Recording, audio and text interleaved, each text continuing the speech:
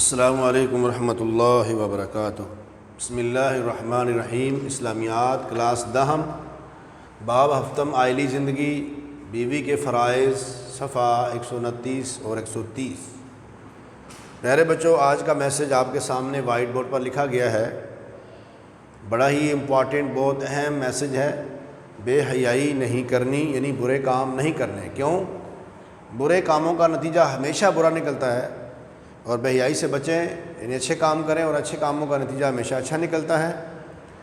اور اگلی بات یہ ہے کہ یہ حیا ایمان کا ہے، حصہ ہے، ایمان کے اندر شامل ہے، ایمان کا حصہ ہے، تو اس لیے ہمیں بے حیائی سے پرہیز کرنا ہے۔ تو آج کا سبق ہم پڑھتے ہیں بیوی کے فرائض۔ کل کے لیکچر میں بیوی کے حقوق پڑھے تھے، یعنی شوہر کے فرائض، اور آج ہے بیوی کے فرائض جو شوہر کے حقوق ہیں۔ جو بیوی کے فرائض ہوں گے وہ شوہر کے حقوق ہوں گے، جو شوہر کے فرائض ہوں گے وہ بیوی کے حقوق ہوں گے۔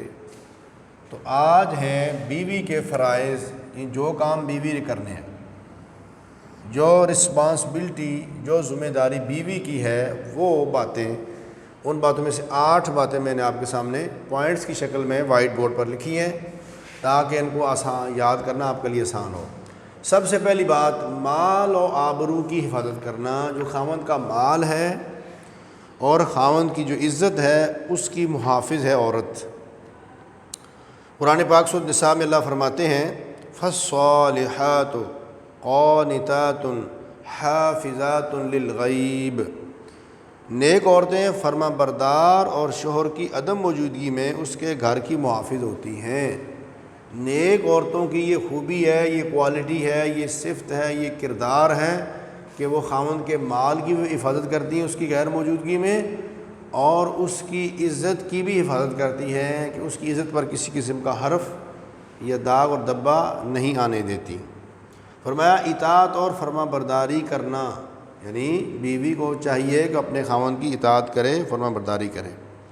ارشاد باری تعالیٰ ہے، نیک بیویاں وہ ہیں جو اپنے شوہر کی فرما بردار ہیں۔ نبی پاک نے ارشاد فرمایا، جو بیوی اس تک و دو میں رہے کہ اس کا شوہر اس سے راضی ہو، تو وہ عورت یقینی طور پر جنت کی مستحق ہے۔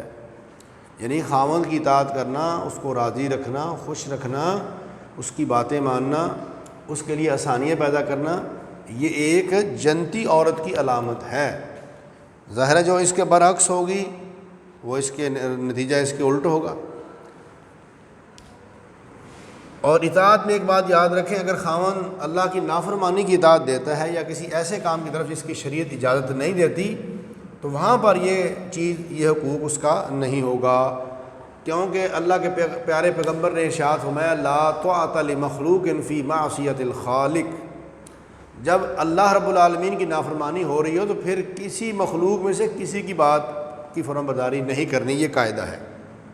وہ چاہے خاوند ہو، چاہے والد ہو، چاہے استاد ہو، چاہے حکمران ہو، جب اللہ کی اور اس کے رسول کی نافرمانی ہو رہی ہو پھر اس کی بات نہیں ماننی، یہ اطاعت کے اندر ہے۔ تیسری بات ہے تربیت اولاد۔ ماں کی گود اولاد کی پہلی درسگاہ ہوتی ہے۔ نبی کریم صلی اللہ علیہ وسلم کا ارشاد گرامی ہے، عورت اپنے شوہر کی اولاد کی نگہبان ہے اور وہ اس کے لیے جواب دہ ہے۔ کہ ماں کی جو گود ہے بچے کے لیے تربیت گاہ ہے، پہلا مدرسہ ہے، لہذا ماں پر یہ فرض بنتا ہے کہ وہ اپنے بچوں کی صحیح تربیت کرے، گھر کے اندر ایسے حالات نہ پیدا کرے جس سے بچوں کی تربیت بگڑ جائے۔ ہر وقت لڑتے رہنا، ہر وقت گالیاں دیتے رہنا، یا رشتہ داروں کی چغلیاں اور غیبتیں کرتے رہنا، یا اس طرح کے اور جو ایکٹیویٹیز ہیں، جو منفی سرگرمی ہیں وہ کرتے رہنا، یہ ساری چیزیں بچوں کے اندر ڈیولپ ہوتی ہیں اور اس سے بچوں کی تربیت میں فرق پڑتا ہے۔ نمبر 4، قناعت اور شکر گزاری۔ عورت کے لیے یہ بھی ضروری ہے کہ وہ خاوند کی کمائی ہوئی محنت کی روزی کو فضول خرچ نہ کرے۔ نبی پاک صلی اللہ علیہ وسلم کا ارشاد گرامی ہے کہ اے عورتوں صدقہ زیادہ کیا کرو، میں نے معراج کی رات تمہیں زیادہ تعداد میں دوزخ میں پایا ہے۔ خواتین کے دریافت کرنے پر آپ صلی اللہ علیہ وسلم نے جواب دیا کہ تم شکر کم کرتی ہو اور ناشکری زیادہ کرتی ہو۔ صحیح البخاری کی یہ حدیث ہے کہ تھوڑی سی بھی کوئی مشکل پیش آ جائے تو فوراً پچھلی ساری کی ساری محنت اس کو جناب زیرو کر دیتی۔ اس لیے قناعت اور شکر گزاری یہ ایک نیک عورت کی سیرت ہے۔ اظہار تشکر یعنی شکریہ کا اظہار کرنا۔ فرمایا نبی پاک صلی اللہ علیہ وسلم نے تم پر جن کا احسان ہے ان کی شکر گزاری سے ناشکری سے بچو۔ تم میں سے ایک بن بیائی ماں باپ کے گھر بیٹھی رہتی ہے، پھر خدا تم کو شوہر اور اولاد سے نوازتا ہے، اور وہ بیوی شوہر سے خفا ہو کر کہتی ہے کہ میں نے تمہاری طرف سے سکھ نہیں دیکھا۔ یعنی اللہ رب العالمین نے اتنا بڑا احسان کیا کہ جو ایک بن بیائی بغیر شادی کے بغیر نکاح کے ماں باپ گھر میں بیٹھی تھی، اللہ نے اس کو شوہر عطا کیا، اس کو جناب بہت ساری آسائشیں دی، اس کو ملکہ بنایا، اس کو گھر کے اندر جناب ایک مقام اور سٹیٹس دیا، اولاد عطا فرمائی، اس کے روح جسم کی ساری تسکین کے بندوبست کیے۔ تو اب پھر وہ اس کو بجائے اس کے کہ وہ نہ شکری کرے، وہ احسان مند ہو، اظہار تشکر کرے۔ تو فرمایا لہٰذا عورت کو شوہر کی ناشکری نہیں کرنی چاہیے۔ آرائش اور زیبائش، نبی کریم صلی اللہ علیہ وسلم کا ارشاد گرامی ہے کہ اچھی عورت وہ ہے کہ جب اس کا شوہر اسے دیکھے تو مسرت ہو، وہ اسے حکم دے تو اطاعت کرے، اس کی عدم موجودگی میں اس کے مال اور اس کی آبرو کی حفاظت کرے۔ فرمایا کہ شوہر کی خوشنودی، شوہر کو خوش کرنا، بیوی کو شوہر کے مزاج شناس ہونا چاہیے اور اس کی ناراضگی سے بچنا چاہیے۔ یعنی اتنا عرصہ سے جب ہم آپس میں رہ رہے ہوتے ہیں انسان، تو ہمیں ایک دوسرے کے مزاج کا پتہ ہوگا، یہ کس کام سے خوش ہوتا ہے، کس کام سے ناراض ہوتا ہے۔ جب ہم ایسے کرتے ہیں تو یہ سارے کا سارا ماحول بھی ختم ہو جاتا ہے، لہٰذا اس طرح کی سرگرمیاں ہی نہ کی جائیں، اس طرح کے پروگراموں سے پرہیز کیا جائے۔ نبی کریم صلی اللہ علیہ وسلم نے فرمایا کہ 3 آدمیوں کی نماز قبول نہیں ہوتی، نہ قربانی ان میں سے ایک وہ عورت بھی ہے جس سے اس کا شوہر ناراض ہو۔